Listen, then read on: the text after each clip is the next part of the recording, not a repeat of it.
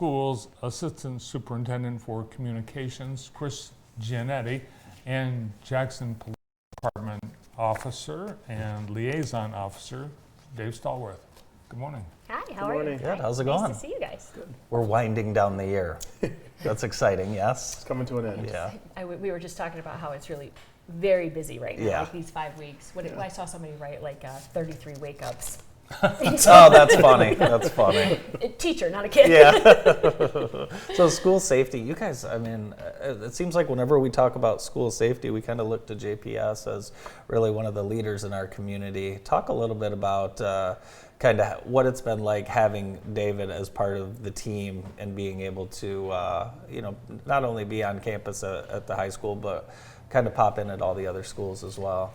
Yeah, I think for us, when we started real discussions about what we call EOP, which is our emergency operations procedures, we really started to look at, so we were working with a different company who helped us put together all of our books, our flip charts and all those things, and they were actually doing our trainings, which seemed to make sense until it didn't, right? So we were like, why are we not partnering with the people who are going to be here when we have these emergencies? And how does this all work with our fire department, our EMT, and these guys? And so then we started this committee, and Dave was a part of that, and it really opened our eyes. And now it's actually the Jackson Police Department who trains our staff on active shooters training and on a lot of our different training. And it really brought to light how our community really does work together when it comes to safety training.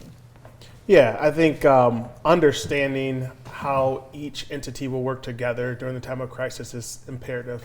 A matter of seconds is a lifetime for some people, right? Every 7 seconds, an unfortunate situation could cause a life to be ended. So given that understanding, the partnership that we have, especially during active shooter training, training the teachers, who's calling who's directing what during the time of an emergency, where the mobile command center is going to be located. All those things is important to know. So having an off-site location dictate the training just didn't make sense for JPS after, as Kriss said, it did until it didn't. Yeah. So dealing with the threats, Bart and I were talking to Mark Bernstein earlier this week, and he's representing a school district that hasn't gone a week where through the whole school year where one building has not been shut down due to a threat. Just talk about kind of threats and how you guys deal with those. They're common, they're new. Just there's crazy things out there. Yeah, I mean, I don't know how new they are now, right? Right. So I was going to say that we've been dealing with this for a long time, I think, and JPS has had some incidents, right? And the difficult thing for us is that no emergency or threat comes at a good time, right? Like there is no good time. So it depends on the time of the day, which buildings, which part of the community. Some things that are threats to us are simply things that are happening in the community, and we have to shut down or lock down our schools because there's a threat in the community, right? Or sometimes there's one school that might be having an issue, and because of close proximity, the other school goes on lockdown. So we take a lot of things into consideration. We make a command center. We are constant communication. I mean, it's not fun, and it's hard to talk about, and nobody likes to talk about. Right. Nobody likes to talk about this at all. So we do, right? Because we want people to know how it works. I've seen not just at the regular large gatherings, but Dave's everywhere. In fact, Dave's at the track meet. You're helping the throwers, and there's a kid on the team whose dad is a sheriff's deputy. So when the other team kids show up, they get a little panicked when they see all the cops. We all get panicked when we see Dave. That's funny. Jackson is my birthplace. I love the city. I was coming back to Jackson to coach. It worked out very well for me to be able to be the liaison officer and still show my passion of coaching track and football. The kids, they love the fact that I'm in the building. They love the fact that I am a human. They see me from a different perspective from outside the uniform. I think that's gained a lot of respect from them for not only me, but other members of law enforcement. Talk about getting young people comfortable around police officers. That takes a little bit of time, but you've been able to see that as kids grow up. you're even getting questions on life advice from these kids as they grow up. Which is Yes. dangerous. Yes, to say the least. Yeah, it's been an eye-opening, very rewarding position. One of the most rewarding positions in law enforcement, to see the young people of tomorrow who are going to be the leaders evolve as humans, right? Oftentimes we look at the young generation and say, oh man, they're terrible. And I look at it from a different perspective and say, man, that's evolution happening at its best.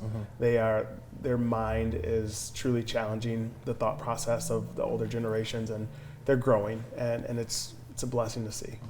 Do you pick up the lingo, the teenage lingo yet?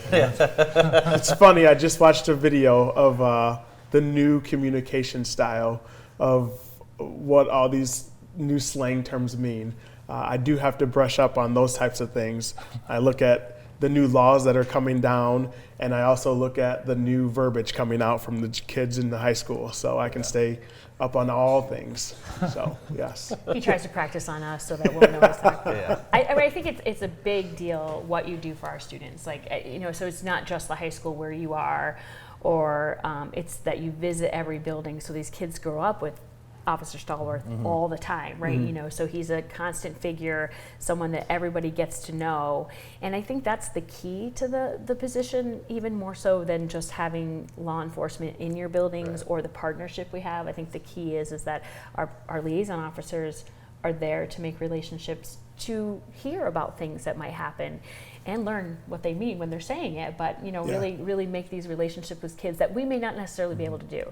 No child should ever be not spoken to all day long, and I think you take big care into making sure that happens. And having someone like David with a big personality that's he's got a big willing personality to help. for And, Easy. great to have that personality in the school. We couldn't for be sure. luckier, and Officer Simpson too. I mean, they're both great men who really care about our school, and it shows every day that they come to everything. Like, what did you say this Saturday night? You thought you were going to be mowing your lawn, but it was prom, right? So that's just kind of how it is when you work for the schools. It's got to be great for staff and teachers too, where we see some states are arming teachers to give comfort to those that are teaching that there is professionals in the building who are going to be taking care of those kinds of issues. Yeah, I mean, it's important, and it's also important that we keep talking about this, that everybody needs to know how to take care of themselves, right? And know what to do in the emergency situation too. So that we've learned a lot from everybody working together. How's being around the kids changed you? Honestly, it's allowed me to remember that patience is important, and staying patient, trying to seek understanding for what's really going on from their perspective that has allowed me to be a better human. I think I never thought that I was not capable of learning things from the younger generation, but to actually see it play out and to have those kids teach me, one, humble yourself, two, seek understanding before you pass judgment, and three, try to walk in their shoes, because what they're dealing with today is different than what you dealt with years ago. Their challenges, they may not be challenges for you, but it's definitely a challenge for them. How can you help them understand that challenge isn't their destiny? But also, what can you learn from their situation to help someone else not be in that situation? So, learned a lot. Well, that's great. A lot of learning, a lot of lives changed, and everyone, we wish you the best as the year rolls down and winds down, and you have a safe end of the school year. And thank you very much for having us. Yeah, thank you Definitely, both. thank you. Officer Dave Stallworth and Kriss Giannetti from Jackson Public Schools. More of the morning show after this.